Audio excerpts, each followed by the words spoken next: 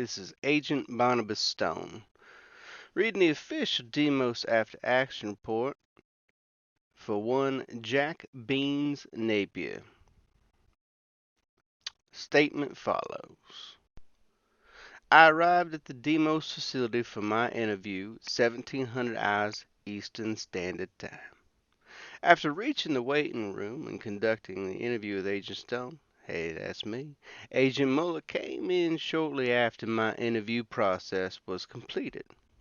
He had dispatched a hit squad that had tailed me to the facility for reasons unknown, and reasons that are foolish considering what they came into contact with. We were then given an assignment to investigate the elevator gang. Upon exiting the Dmos facility, we followed the directions to the location we were to investigate. We arrived at an unknown time. I am unsure if we were in Eastern Standard Time or another time zone. Most likely another one, Mr. Beans. We entered the building, then the elevator. Following the instructions in our orders, I pressed the elevator buttons in the order 4, 2, 6, 2, 10, 5, 1. Make a note, we'll probably have that redacted. We don't want anybody else following these instructions. As we waited in the elevator, nothing occurred until we hit the 1 button. Then we encountered the first of several phenomena. We followed the instructions to the letter to avoid being taken by the mysterious woman mentioned in the mission briefing. Potential spirit of some kind. That's potentially a good guess, Mr. Beans. Once we hit the 1 button, we also went up to floor 10. At this point, we encountered the next enigma.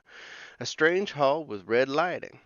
I repeatedly pressed the 1 button to return, but the mysterious woman, outlined in the mission briefing, prevented us from using the elevator, so we had to exit to the hall. That is where your day got interesting, I'm sure. We briefly noticed a red cross in the sky as the only source of light. We immediately summoned the elevator, at which point we had to re-enter the same floor combination when the elevator came to us again. Several more phenomena occurred at this point. While entering the combination, each time the elevator opened, something worse greeted us each time.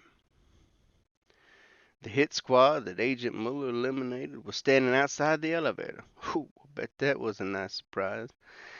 They opened fire on us, and we returned fire. Agent Muller managed to remove one of the enemy hands and remove the weapon from it, which he kept through the rest of the events. It's unknown to me where he took the weapon upon our return. Well, Mr. Napier, when you get a little more into Dmos, maybe you find that information out, but I don't think you want to head down to R&D just yet. After this, we encountered the final major phenomena of the investigation. I saw a ghost from my past, which turned into the bane of my nightmares. The clown that tortured me as a child. See J. Napier's personal file for more details. Oh, why is it always clowns with these new guys? Anyway, at first I saw Sergeant Huckleberry, who trained me as a Navy mechanic, but he turned into the clown shortly after. Agent Muller opened fire and eliminated the hostile. Doubtful. Bullets rarely work. We continued the combination of button presses until we were safely back to our reality. We checked our surroundings and verified we were safe. Relatively speaking, I'm sure. We then returned to the Dmos facility, having completed the investigation. Congratulations, Mr. Napier. Conclusion. The elevator game does in fact take you to a different reality with a red cross illuminating the sky. It appears that this reality makes you see trauma-related figures. Well, that is an astute observation from a man whose middle name is Beans, as far as I'm concerned. Further investigation may be required to discover what this reality is and how it functions. Extreme caution is advised. Agent Stone, personal note, addendum, if you will. I recommend that Mr. Napier be held on, retained. He seems to be a man that gets work done. I like that about the boy. And he shows respect, dresses up real fancy like, and follows instructions.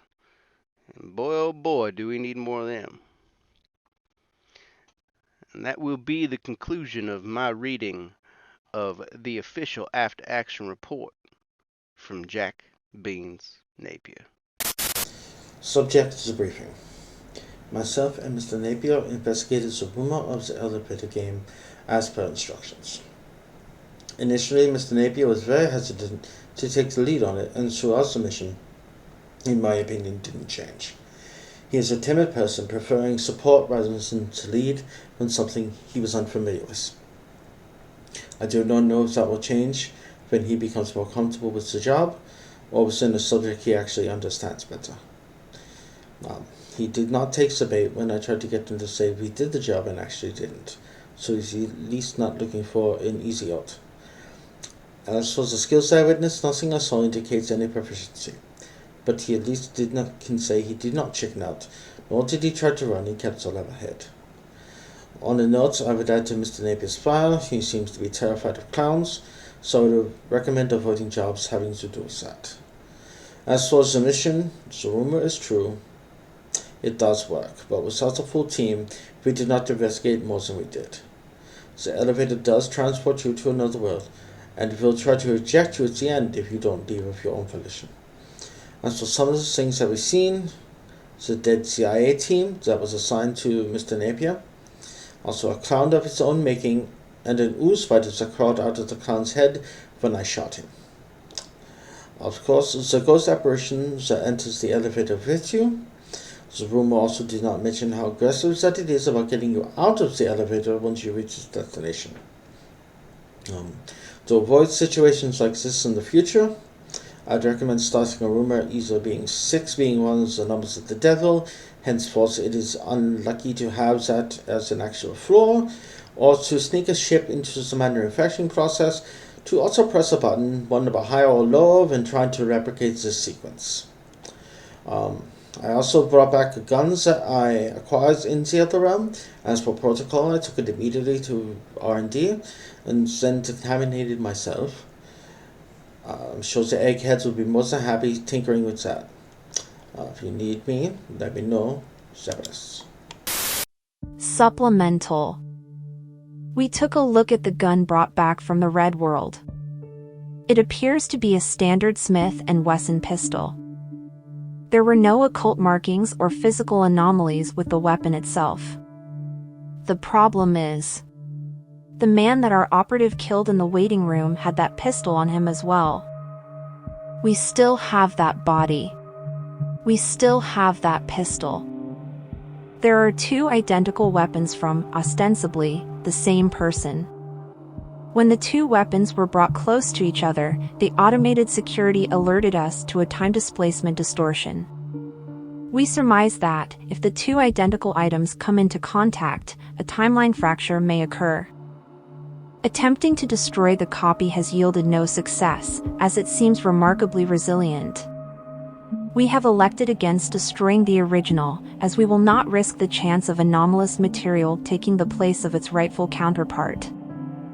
Thus, we are storing the weapons in sealed containers so that they may never touch. Get Raymond from the Temporis division down here. He's gonna want to see this.